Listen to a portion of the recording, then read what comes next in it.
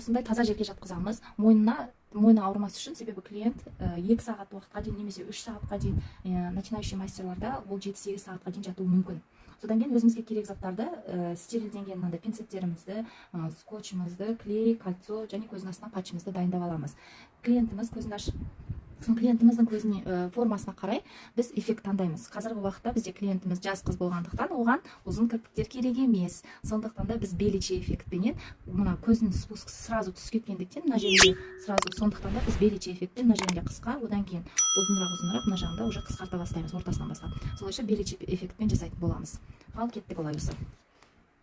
Ең бірінші клиенттен оның химикатқа аллергиясы жоқ па, сол нәрсені біліп аламыз. Себебі бізде жабыстыратын кірпігімізде химия аллергенді заттар болуы мүмкін. Сондықтан да клиентке жақпай, клиентте көз қызарып немесе ашып, көздері жасаурап, сондай сезім болуы мүмкін. Кейбір клиенттер өздері природа бойынша көздері жасаурайтын болады, олар ештен кетпейді, сүртіп отырып жасайсыздар.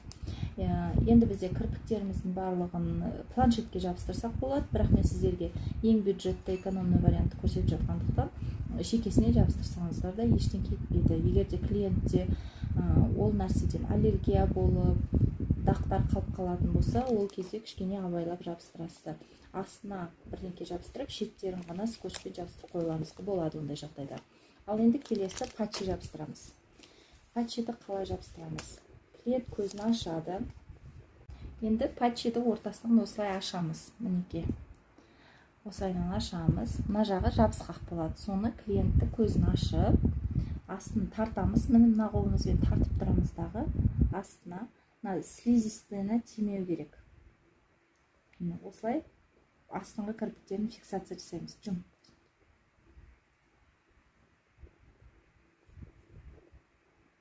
Егерде болды, енді ашпайсың, мүлдем. Егерде клиент көзін жаңағыдай қайта-қайта ашып, мына жерде сізде кірпіктеріңіз қалып қалған жағдайда көздің шетін кішкене нетеміз, ашпа, астыңғы кірпіктерін ішіне қарай мына пинцеттің көмегімен кіргізіп жібереміз. Осылайша.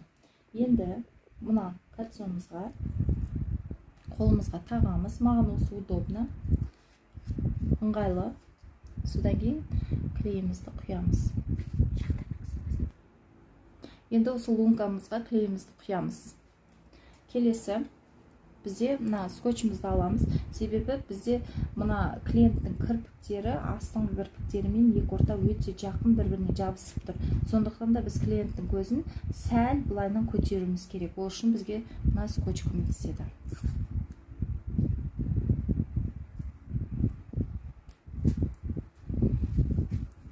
Клиенттің көзіне қатты жабыс қалмауыз үшін ұшын қайырамыз осылайынан кішкене. Себебі ол жабыс қалса қасымен бірге жұлынып кетуі мүмкін. Кейбір скотчтың сапасына байланысты. Осылайынан көтеріп қоямыз. Ал енді келесі бастаймыз.